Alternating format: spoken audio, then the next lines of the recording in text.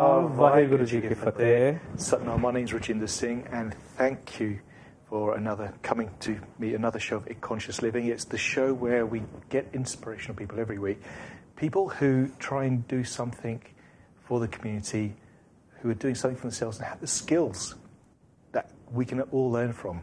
I would just like to say, because I've just heard word last week, everybody, a lot of people went out. There's a lot of homeless people within the Heston area, and we went out on a food run. It's being run by Satinder Singh, and it's been really good. Helping Hands, I believe the organisation is, and it was really, what's the word, Sangaji? It was distressing in one sense to see people. It's so cold at the moment. As we all know, and they're living there on the streets. Okay, it was nice for the Sunday to get food, hot water. But what's really nice, I've just heard that Sikh Channel. Basically, what they're doing is, they're providing them with food. I just heard accommodation as well, and so things are moving forward, and I believe a lot of Sangha out there, that's yourself, Sangaji, are helping out. So it's just saying thank you, and we will get more information, for you to help further as well. Coming on to today's show, the tradition. I always get our fellow guests to introduce themselves. Why do I do this? Some of you ask. Simply, I think the person himself can always introduce themselves better.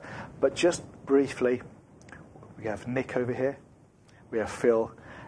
And Sangaji, I had to ask Sukhiji to come. He's been such an inspiration. A lot of you have been asking for more information, and I asked him. And literally, I'm not joking, Sangaji, an hour ago, I was happy to meet him. I said, please, could you come on? And he kindly agreed. So thank you. Thank you so much for coming on here. I'll start with yourself, Nick. And, please, tell us a bit about yourselves. I mean, your background. I'll tell you in a moment, Sangaji, what they do, but a bit about your background, please. Okay, me, I'm originally from Leicester, so a Midlands boy. Midlands boys. We have a lot of people from the Midlands watching. Yeah, that's good. I moved down to London around 2004 to work. Actually graduated in 2002, and there's a bit of a struggle, actually. I graduated during a dot-com recession, and it took me like 2 years to find a job. So this would have been about 10 years ago? Yeah, 10 years ago. Yeah. 10 years ago. Sat at home in Leicester applying for jobs, rejection after rejection after rejection. I think a lot of people can actually relate to that right now, They were talking about the housing, the job market. I think they were saying today, how I think we're at the worst ever, aren't we? No, absolutely, yeah. Absolutely, yeah. So, yeah, it's a bit of a challenge. It must have been something like after 200 or 250 rejection letters. Wow. So someone gave me a chance. One person actually believed in me, gave me a chance, and that brought me to London. Wow. And then, from there, I started working in a marketing company. From there, I moved into working in finance, recruitment, where I met Phil. And then from there, I'm doing what I'm doing today. Okay, well, that brings me on. Thank you for that. It's nice to have a background. Yeah. Now, Phil, as I say, we were just talking about the homeless aspect, and now you were in a charity. I mean, we were just talking. Yeah. So you have some kind of experience in this area. I mean, what is going on? What happens in this area? And this is, you worked in a charity. So if you just tell us. Yeah, absolutely. I'm from London originally. Yeah. I did a psychology degree. Yeah. And after doing that degree, my aim was to get a job within the field of psychology. And I started working with charities. I started to voluntarily work part-time for a helpline. And I know particularly this time of year is a tough time of year for a lot, Yes, but it's also the emotional side as well. Yeah, and absolutely. Also the way the weather is. Yeah, it's the way the weather is. I get you. This is the time of year you get the most phone calls. I've actually worked Christmas days before, New Year's Eve, Christmas Eves. Wow. And that time of year, it can be, for some it's fantastic who've got family there, but for others who don't have family or they're in a bad situation, they're in poverty, I think this time of year can make it that much worse. And I think it is important to provide have a support function for people in that situation within the UK, Yeah, no, it makes a lot of sense, because, what's been really heartbreaking is, it's one thing in a sense, to even see it on TV. But it's another thing, as I say, I was out there last week briefly, and I saw, the way people are living, on the streets, and it's like, okay, everyone has their own reason for getting there, okay, but there must be something, a skill that can hopefully prevent people getting to that stage, on that side, and we do know Sangatji, as I say, at the moment we're hearing so many repossessions, housing, and I actually heard, okay, there was one guy, he was actually a qualified solicitor and is living under a bridge. Wow. And it's like, how does someone of that qualification? There was obviously something he wasn't doing right in one aspect,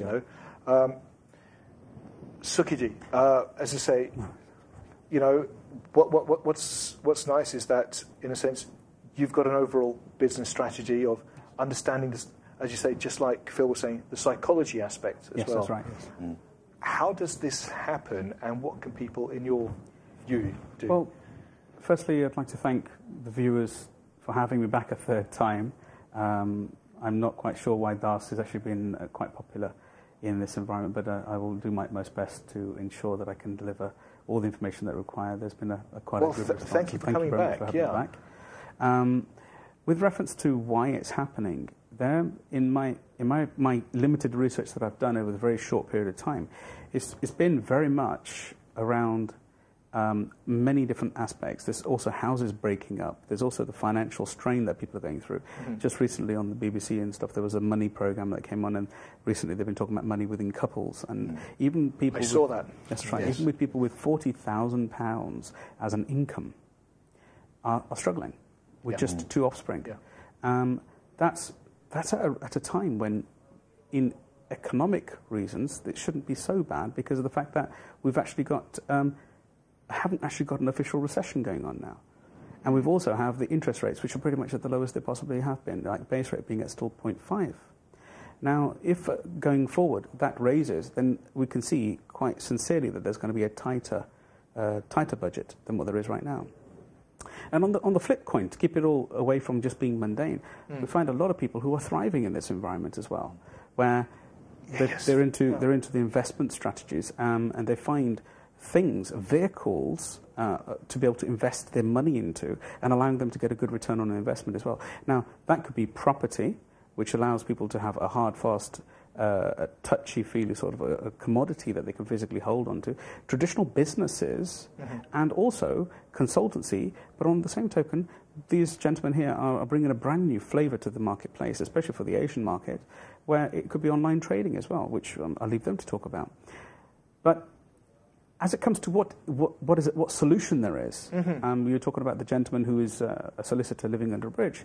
Now, there could be a number of things without knowing about that particular case, but there could be a number of things that have, faculties that have actually have affected that environment. It could have been the fact that he's lost control of a company. It could have been the fact that he's gone through a marital breakup. So that's not really for us to state he has done something wrong, because it could well be he hasn't done It's a very good point. As I say, this is somebody up north. Yeah, and quite regularly. And it does happen. They go from, emotional breakdown and so forth. And a solution for this is, it's quite early in the conversation to bring it up, but you asked for a solution, and the solution is that there is a very good friend and client of mine. His name is Ed Walker, and what he does, basically, he was the longest, he's an author as well, and he wrote about his experiences being the longest-standing Christian missionary within war-torn Africas, not just Africa as a whole. I think about 9 or 10 years he spent of his life there. He has a brand new prospect, which I'm hoping you'll have him probably to speak here later throughout this series. As an inspirational individual, he underdoes himself, as everybody does who's in that marketplace, because the humbleness of them and the humility of their life comes out. But he has taken those learnings of seeing people at the rock bottom and come into this country and come back to England. He's a British educated man, born and bred, and he's then looked at the marketplace, from what I can understand, and said, hang on, the homeless individuals over here they have got the opportunity to get themselves back off the road, off the street. So what he's decided to do is, there has to be what's called a pyramid of, it's like a 3-point interjection in their life to basically make some change. And this is what we were talking about a bit of time ago with reference to Sober Services, one of our other companies that I'm involved with, where we deliver very sincerely a replacement to addictions is one, but a replacement to being faithless in the sense of having no inhibitions or no ambition in life. And this doesn't mean everybody on the street is ambitionless. Please don't take it that way. No, I the point is, understand where you're it gives a bit coming from, of a value in their life. And on the same token, they have what's called, but that would be basically a faith. For us, it will be Sikhi, and for the vast majority of the country, it could be Christianity and Islam for references, and Hinduism, Buddhism. So a faith which keeps people in order, allows them to get answers for things that they require answers for. And on the other token, a safe house, a place where they can be off the street, so a home, a house. And a third part of the string is basically a coach, a person who physically is at hand, a therapist, a mentor, who's also trained within the church's thought processes. Mm-hmm. Now, I'm very, very, firstly, honoured and proud to say that Ed has actually gone down this this route of creating this pyramid of information. He's managed to convince many churches to understand his mission, and they've shared and invested, including high net worth individuals who are within the congregation, and they've invested in the property to purchase. He's had them converted into HMOs officially, and they've taken the homeless off the street and given them a home, and then given them a faith to believe in again, and a therapist, which is usually a faith-led individual who's a volunteer. For us, that seeks seva. Because seva, I mean, I know amongst on the Sikhi side is a very big aspect, and you go to Gurdwara at 4 o'clock in the morning, and you have langar. And, and they're all sevadars, they're all helping. And it's the most amazing. I think it comes almost naturally because we're from a very young age. And as I say, Sikh Channel has helped. And I think it's really nice in terms they're not just looking at it from a background, oh my God, what's going on? They're actually going out there. And I know so much of the Sangat is out there helping, It's like we can't just see our fellow human beings just out there in this cold, And on that token of seva and how natural it really is to us, Ed's speaking, his quote, if I can share this with him, is from his book, "A man is not living unless he is loving." So that's a very lovely way of seeing that. That's beautiful, because that goes along with how we believe as well. It's all about biyar. That's right. And I've double-barreled that and added on another final line to that. A man is not loving unless he is not giving. So he has to be, in order to be in a love environment, you have to be giving. And that's core to our Sikhi. So back to our full integration of seva and how natural it is to us. Because if we care for somebody, we feel valued ourselves. Charity starts here at home. So I must love myself to love others. There's this quote which I was told a long time ago, and they said, always think of rhythm. And I said, what does rhythm mean? They say, well, before you can help your fellow man, you have to raise yourself to help mankind. Superb. So I believe it's one of these network marketing companies, but it's a very fantastic. If you remember one thing, it's the one thing I remembered, and it really stuck with myself. And I believe it's something that both of you have done. As I say, you were saying you were in a 9-to-5 job. As 250, job applications. I think a lot of us, can relate to that. Yeah. What did you do?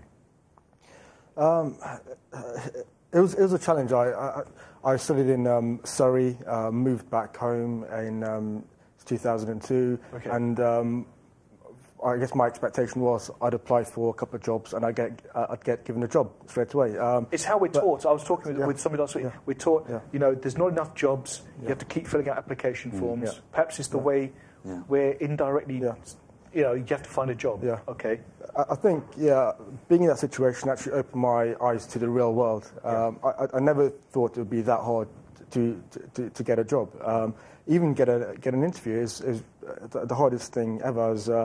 I spent it was up to 2 years just sending out CVs. I would travel down to London for interviews, but then the feedback was there's lots of guys in the market who have more experience than you. Get some experience and come back. It's a vicious cycle. That's true. But if no one's going to give someone an opportunity, how are they meant to get the experience? It's just yeah, it's just it's a tough time, a tough time.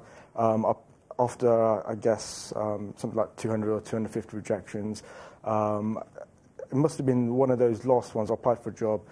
Someone called me up. It's still with a magazine, so helping out create a magazine. I went and met with, and this guy's name was Howard, and pretty much he believed in me. He saw, you know, I had some talent. Okay. Brought me aboard. We created a magazine from scratch. There's the two of us. We created a magazine. It's a music, fashion, lifestyle magazine. It's all we knew at that time, and we just needed something to show people that we had experience, that we could. My background was did a degree in marketing, so to show people that I could actually create a product, I could market the product. Wow. So the two of us created a magazine. We did everything from the editorial, the interviews, the design, selling the advertising space. Just two guys. So it was hard graft in a sense. I think 18 hours a day. We had zero money, 18 hours a day. To a point where miracles happen. I mean, we got this magazine actually out into shops such as W.H. Smith's, Borders, Magnus. And these are, I mean, at this stage, because of the recession, some of the big brands that we were competing against, such as like Face, Dazed and Confused, or some people may remember those from that time, they were in the same sector. They went bankrupt. Gosh, this homemade magazine that we created was now in the big bookshop. So that was really almost a turning point in my life, bringing me to London to go work. Actually, after that point, a top marketing firm called me up and said, "So we just seen what you'd done, just read about you in the magazine, want you to come work for us." You were almost like headhunted there. That's fantastic. And there's me thinking there's no jobs there, but someone's actually called me up. You did something for yourself. That's amazing. Phil, you were working in a charity. Yep. For 5 years, did you say? I was working there part-time. When after university, I had a similar situation in that it was very difficult for me to get a job within the field of psychology, which I initially wanted to do. I felt the best way to get experience was to work within a charity and also to be charitable as well, to give back. I really found it a powerful experience, on a weekly basis to be helping. I progressed within the charity where I was leading a team of up to 8 people, sometimes on a shift, sometimes having to call the police, the social services, in some cases where you had a drastic issue that needed an immediate response. I worked there for quite some time. At first I was pursuing the more psychology route in terms of a job, but I found that I was really getting what I needed to get out of the charity work, that I didn't necessarily want to do it as a profession. Gotcha, For me, the area of business was more of interest to me. I've always had sales jobs from quite a young age. I took a year out before university to earn some money just so I could provide for myself at university. That's really good, yes. And from that I managed to save up, and that was all from just doing sales work, just from telesales and so on. So I found that relatively... that's a kind of tip for people as well. I found sales was very easy to get into in terms of once you had telesales experience, once you had any sort of sales experience.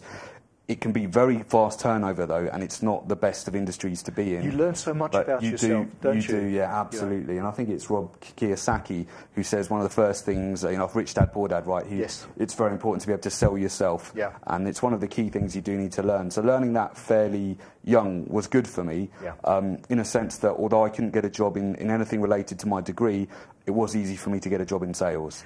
So yeah, no, it's good because I come from that telesales background as well. Yeah. After university, 3 hours between 5 and 8. Yeah, exactly. Yeah, yeah. I was one of those annoying people. Yeah, me too. Absolutely. Yeah. No, that's brilliant. But that gave you a solid foundation going into the business sector. It was quite straightforward for me. Yeah, to get some experience in telecoms industries, worked for various mobile phone companies. You get put on different campaigns within that, and then I actually, funny enough, got some opportunities from friends from university, which was just by chance, really.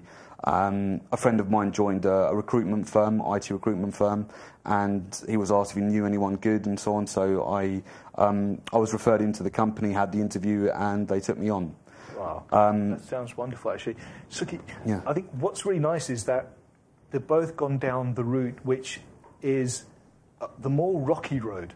Yes. But it's the road which would potentially secure someone's future because they're making the destiny for themselves. Absolutely. From what I can hear, beyond them being ultra inspirational people who are actually going out of the way, and you'll hear some lovely stuff of what they're up to now, it doesn't make a difference on what you're facing in life. If you're facing diversity or if you're facing financial hardship, there is a way. And what happens is you need to find and connect with more people who are having a similar position or have gone through it. So it's kind of like a coach's job, or alternatively you could say it's like a mentor's job, somebody who's been there, travelled it. In every business that a person's in, there is always somebody with more experience who does that on a day-to-day basis. So this is kind of key for me from what I can hear. The experience that these gentlemen are bringing up, both Nik and Phil, they're delivering, they've augmented it in their life, and they're delivering it further forward as well. And this is kind of the way of the world. You know, this is a part of our gift and our seva that we're delivering for everybody else. What's interesting is that our very, like the politicians, the Prime Minister, they're actually seeking out and they're actually encouraging people like Nik and Phil. Now, Suchi, I know you are an enterprising person in your own right. Absolutely. But, in this aspect, because they're saying, look, we need more entrepreneurs in this country. Absolutely. I think the country's crying out for people in the sense, because there is a job shortage. What do people do? But if you've got individuals who can go out there and create jobs, and I think from the Sikhi background, we are, in a sense, traders, in the sense where we've gone to different countries. You'll see a lot of Sikhs are in the business sector. It doesn't have to be business, but it's that aspect of being creative, I think, and doing something for your loved ones. Yeah. Really. And it's an honour. It's also very honourable to be trading. There is absolutely full backup in most religions, and our Sikh religion as well, to trade. You should always, there's nothing wrong with trading. You should buy product and sell it and move it on. In this day and age right now, my suggestion, still in a very strong way, would be for people to do what you gentlemen are doing, and what I'm doing constantly all the time, is reinvent themselves. You see, don't sit on old ways. Move forward with trying to change yourself. If it means seeing and connecting yourself with new environments, do so. You see, state is a massive part of this in the mind. The environment that a person is talking to. In cause of Sikhi, the sangat, the society that we're driven in. When we go back to the original logic that I was sharing before, is that we have socialization as our third element. It's Guru Dev Mata, Guru Dev Pita, Guru Dev Swami Parameshwara. Now, Guru Dev Mata is our mum. We already touched this with spiral dynamics, how it's connected, and then pretty much they're all disguised, but because our Nanak Sahib wrote them from 500 years ago. So we have the mother being the first teacher, who's your first sangat. Then your father is somebody you model and you learn from in a different way. So somebody who's outside. Mum is kind of with you, and the father is kind of outside, even though part of you. Yes? It's that sort of guide, really, isn't it? Absolutely that. And then we have Gurudev Swami. Now, Swami is the school teacher. Now, the school teacher means when we go into social environments. So it's our sangat that we're very important with, which is why the Gurudwaras were originally designed, so that we could actually come and be a part of seva, be a part of the sangat, the sad sangat, which means the society as a whole. And the more inspirational people we touch and we connect with, there's a beautiful, maturity, Parameshwara only comes after you've found yourself. There's a lovely saying which is quite regularly used on the personal development industrial world, where state, if you're dreaming of seeing the world from an eagle's view, if you want to fly with the eagles, you want to see everything, you want to see what people are up to, and see how you can maneuver yourself and react quicker into marketplaces, then you need to stop hanging around with flightless birds, the turkeys. Wow, that's beautiful. Yeah. So if you want to fly with the eagles, stop hanging with the turkeys. It's a very lovely way of saying if your sangat is not progressing you, and I do mean this in a very literal sense, that if the people holding you back are in doom and gloom, and that's all they can see, because through doom and gloom we can see whatever we wish. In my experiences in life, and in the teachings that I've run through, you will always find whatever you're looking for in life. Yeah. You will always find it. So if I'm looking for doom and gloom, guess what? I will qualify doom and gloom. Yeah. And if all of a sudden we get too infected by the media currently, where everything's doom and gloom, the reality is that people are making more money now. Well, the thing is, than they did then. You sort of read the Sunday Times rich list and so forth, and they say, and they're growing. And you wonder, hold it a second, you've got individuals who are making more money now, okay, during our potential recession, you know, what are they doing on the financial side? Perhaps that's right, that everybody else is doing wrong, you know, and you wonder. Now, both of you, as I say, you tried on the job side, you worked in a charity, but you decided to take matters in your own hand, and well, I tell you worked together as a team. I went to go work 9 to 5. Within recruitment, and I actually sat next to Phil, and Phil was my mentor.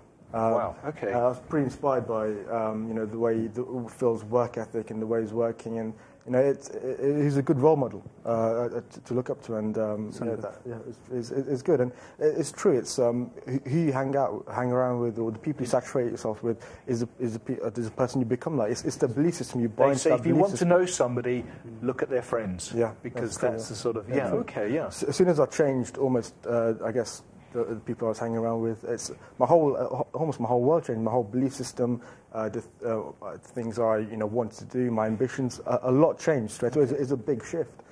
Same with Sukhi. Sukhi's helped with my business at a very startup scale, and it's Sukhi's someone I very respect and look up to, and a lot's changed. Do you know? I think and as I say, I'm definitely not blowing your trumpet here, okay? But I think that feeling is mutual, not only amongst myself, but amongst so many people. Yeah. And it's that selfless, I'm just saying it. I'm not saying it because you're here. I'm just saying it is nice. It's nice to keep hearing it from different, we don't know each other in a sense, and I'm hearing this. So it's the same message coming across. I think for me is actually going and seeking out the right mentors and the coaches. I mean, right now between us, we probably have 4 or 5 mentors and coaches for different angles. It may be mindset, it may be business, it might be marketing, it might be health and fitness. There's different areas. We have people helping us, and that's the only way we are going to get to where we want to go, by learning from people who have actually been there, done it, and teach us from the mistakes they've made. So, wow. So what business do you do now? I heard you talking about gold and silver, and I think especially gold, amongst the Desi society, it means, a lot. I mean, basically, gold is the basis of all, where a country stands, really, doesn't it, financially? No, absolutely. I mean, you guys... Yeah, I mean, me and Phil, we're the co-founders and the owners of the Gold and Silver Club of London. What we do is we teach people how to trade and invest within gold and silver to create freedom for themselves. For us, the move was from 9 to 5. We wanted to create freedom. And, I think that's everybody does, but you're doing it in a sensible way where you're playing properly the game of the financial side. That's right. Yeah. So, you're not, and I mean this in the sense where you're not running away. And I don't mean this for anybody else, but in a sense, even myself, this is the system. Let's play the way the financial system is while creating your own freedom. Is that it's correct? True. I mean, there's problems with the economy right now. I mean, everywhere you look. The money you have today, it's just going down in value. It's not going to buy you what it buys you today, tomorrow. That's the truth. And what you bought yesterday, with that same maybe £1 or £10, you're not going to get that at all tomorrow or in the future. The thing with gold. 1 gold coin, 1 ounce of gold, buys you the same amount of food, electricity, and clothing as it bought you 50 years ago, 150 years ago, 1,500 years ago. So it's pretty stable. Yeah, it maintains it. Yeah, it's true. Absolutely, it maintains its value over time. Okay. So that's a really good example. Yeah, absolutely. It has been a store of history just for 3,000-4,000 years now. I think that's why every Indian, they know what they're doing. Well, a really good example. Yeah, because I mean, you have the festival in India, which has been fairly recent. A really good example of this, and people instinctively tend to know that gold is real money. If you are to give a child, for example, a treasure chest, one just full of notes and dollar notes and so on, currency, and another full of gold coins, which do you think the child will go for? And naturally, the child will always gravitate towards a chest full of the gold coins. It's within our instinct that we know that gold is worth something. Wow. And this goes through throughout the centuries. And just, Nick's point that basically an ounce of gold would buy you a suit of clothing, for example, and food 1,000 years ago, same amount about 100 years ago, and even today. So how much is an ounce of gold worth? Right now, at the moment, today it's about close to 16. It's just under 1,600, $1,600 at the moment. Yeah. Really? Wow. And at its highest point this year, it's been 1,900. Yeah. But that's an increase over 10 years of 560%. And it's had 11 years in a row going up now. Really? It's so just I should have bought gold. carried on going up. It's not too late. It's not too late. There's always opportunities to buy. The price is it's always going to keep moving up. Yeah. Wow. And then it was just really interesting what you were saying earlier on about the economy and the money's been lost and so on. But the money doesn't really get lost; it just gets transferred. And this is where you've got kind of in the north. What was our mentor actually saying yesterday? I think he was saying it's not a global recession. Countries like Brazil, Russia, India, China, they're all going up. They're going they're up. Like 9.3%. It's more North America, Europe, the UK that are more affected at the moment. But so where you have some money is going out the country, it's going somewhere else. It's just balancing out. Is there a balancing going on? Absolutely. It's actually called the North Atlantic recession because countries like BRIC, which are Brazil, Russia, India, China, they're just booming. It's only North America, UK, and Europe that's in trouble. Not everywhere else in the world. That's right. I mean, for example, India in Mumbai, they've just launched their first gold ATM machine. China, 2 months ago, they've just launched a gold ATM machine. You go up to it, you put some money in, and you buy a gold coin. You can buy a gold bar. You actually go to a hole in the wall, and you can get gold. It's like a vending machine. What's really interesting on that? We were actually teaching a course about 2 or 3 weeks ago, and we had some people come across from China. And we were doing a talk in the room, and it was really interesting to see the differences in opinions of the Western world, which is more encompassing, Europe, UK, and America, and the East, where you've got Asia and China and so on. Mm-hmm. And in Asia and China, they actually, especially China, the government tell the people to go and buy silver, physical silver. And I was actually getting people to raise their hands in the room. Who's actually in the UK ever heard the government tell you to go and buy gold and silver? No, never. And you've got shops in China that actually go across every time they get their paycheck at the end of the month, they will invest a certain amount of their money into physical silver because they know it will preserve their wealth and it's going to go up. Why are we not being told this? It's a very long conspiracy thread, I'm sure. But the reality is that what is happening now is that the information is getting out a lot easier to being with the average person like us. Yeah. Mm-hmm. The gallant job that these gentlemen are doing right now in delivering the knowledge and sharing it with Joe Public, should I say, an average individual, it's very, very much needed right now. I think so, yeah. That information, there is an element of, in economics, there is an element of that the Western or the North Atlantic has already kind of progressed massively over the years, and what you've got is the emerging markets are still progressing. There's still civilizations going along. They're still growing in every single way. They will all hit their buffer because the money is like the current of the sea. Yeah. It has to be somewhere. There is X amount of money in the environment, so it has to move around. So a lot of it's in around the Asia / the Arabic nations as well. So what we've also got to understand is that the money is shifting round. It is going back round. And the learnings that are being opened to the marketplace now through mentorship programs, lessons, courses, seminars that are expanding people's brains is the way forward. There is a massive understanding of an average person. This information should always be tooled up in schools. I'm an advocate of that. Absolutely, I'm an absolute advocate of that. Yeah. So if anybody can help us get into some kind of a school as a pilot study, we're fully up for it and explaining to people how to physically get this product into the schools, let them understand what investment really is. Because in physical things I'm talking about, we're never taught that in school. No, I had my schooling at home, which was an amazing, loving environment. Yes. I've never known anything else but business in the sense of trading, of understanding to buy something for this much and selling it for this much, which is simple trading. This has nothing to do with it's not pie in the sky. This is absolute tangible stuff. You can physically see if I invest my money into a gold bar, the gold will go up or down. You know, it'll be over a long period of time. I'm sure you guys will show that it'll pass information. This information, without a doubt, needs to be pushed onto the schools. No, so absolutely. It's a core. Wonderful. You know, we need to get this more and more in this education. I think in regards to trading, I think a lot of people, you know, they always say half information is dangerous. Yeah. So Absolutely, So in this new age of technology, people trade. They trade online. Yeah. Yes.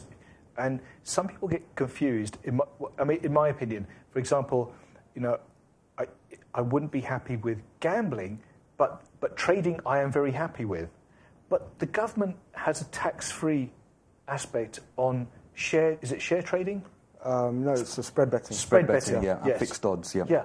So I think a lot of people they say, okay, what is the difference? You know, would you be able to explain the difference as such? Yeah, I can. Yes. That's fine. Yeah, absolutely.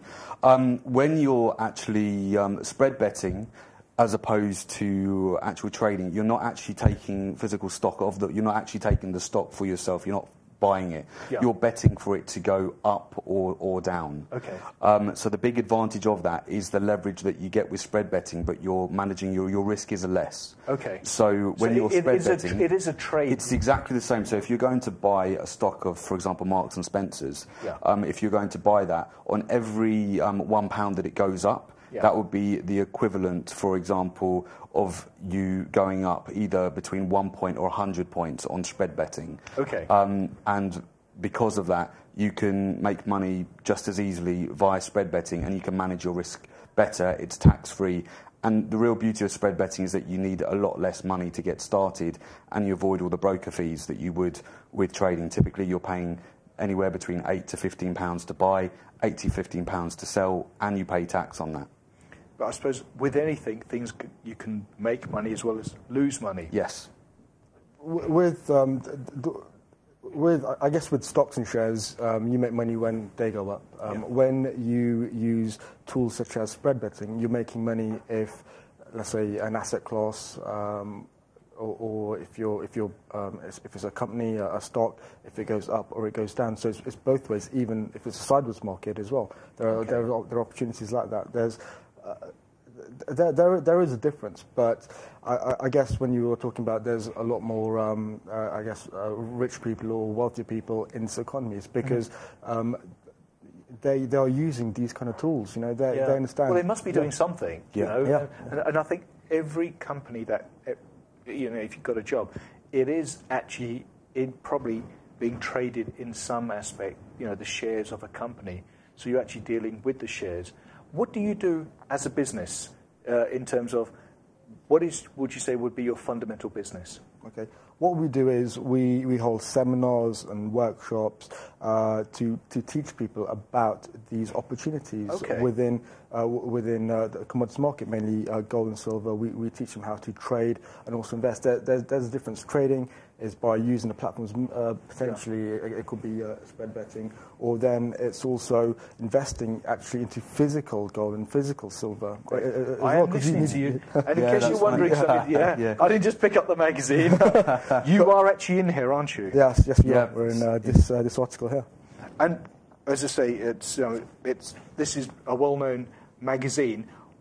What is this magazine? I mean, what are you doing? Because it says here... We're in an article. It's the article's called As Good as Gold, and it's we got interviewed by Marsha Frost. She's the financial expert for Express newspaper, and she writes for International Life.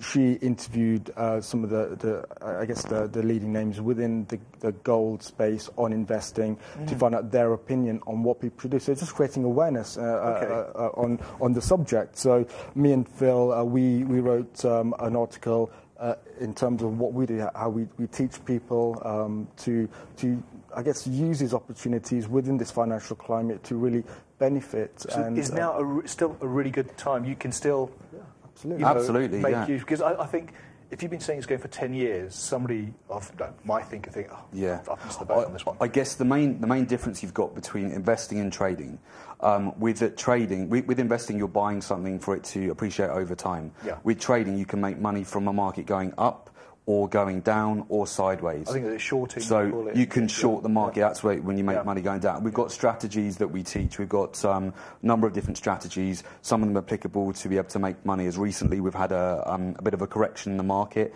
and our traders have profited from that. Okay. You can profit when it goes up, and because our strategies have been so successful, actually one of the guys who's only been on our course for 2 months made 26% last month. 1 month. And we've actually he gave us a testimonial yesterday. It's on YouTube and so on. But the strategies work, and they work whether the market goes up or down. Do we believe that gold is going to go up in the long term? Absolutely. How it's going to get there, it might correct a bit more and then go sideways and then up. But there's definitely still demand. Certainly long time. We think there's a long way to go. Right now, it's a buying opportunity. Yeah, it's like property. Everyone's saying, "I wish I got into property like when the price was back in the mid-90s." 90s." Like that. Yeah, you're looking at one of them. It doesn't really matter where the price is. It's going to continue going up, and these are buying opportunities. This is what an entrepreneur would spot, and this is the kind of education that we are trying to give to people out there. So they can use this knowledge to really create the wealth they want, get the freedom, and help themselves, their families, and other people. How do people get in touch? I mean, this is fascinating. We are going to put everything on our website, but how do people get in touch?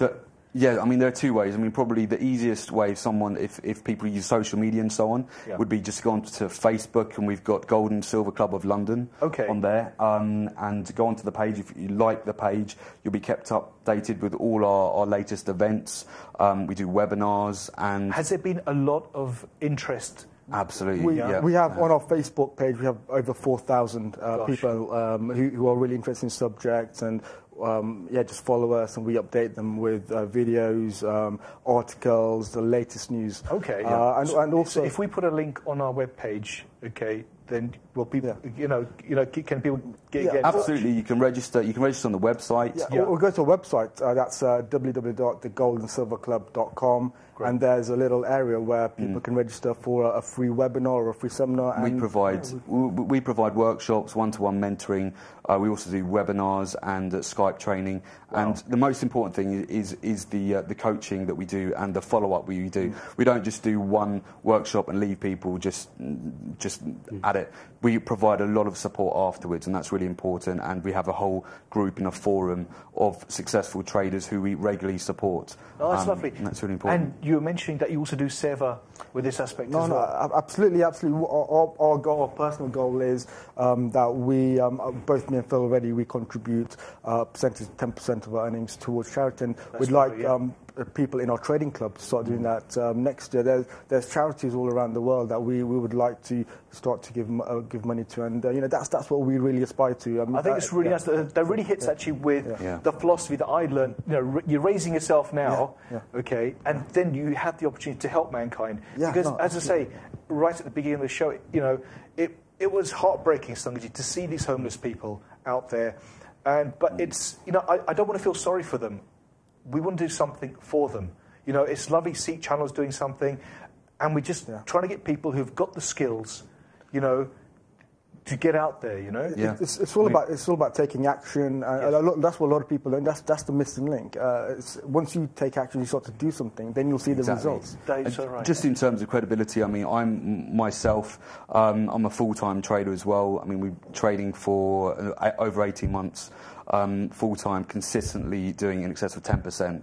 And these are skills which we've learned through an organisation, and we've actually grown within that organisation and now able to teach other people. Wow. And what we feel is really important is that I came from a very, as you know, I'm nothing special. I came from a very average background.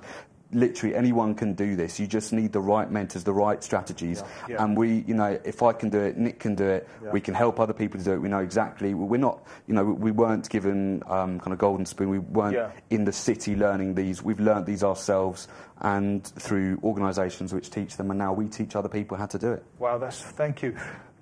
Sukhi, I mean, is this the way to go, in your opinion? Without a doubt. I think it's I think everybody should be hedging their bets across many different portfolios of investments. So without a doubt, one of the strings of investment that is a sound way of investing currently right now, or even asset growth, is to go online and trade in spread betting. Gold and silver is a very secure way of going forward. But you do require strategy. So this is where it's very hard to understand that if you do not have a process to do something, you're not going to make it work. I think it's important, that you don't just go online and say, okay, great, I'm going to make money, because you have to be with people. Absolutely. It's like learning to drive a car, I think. You can't just go drive a car, you have to be...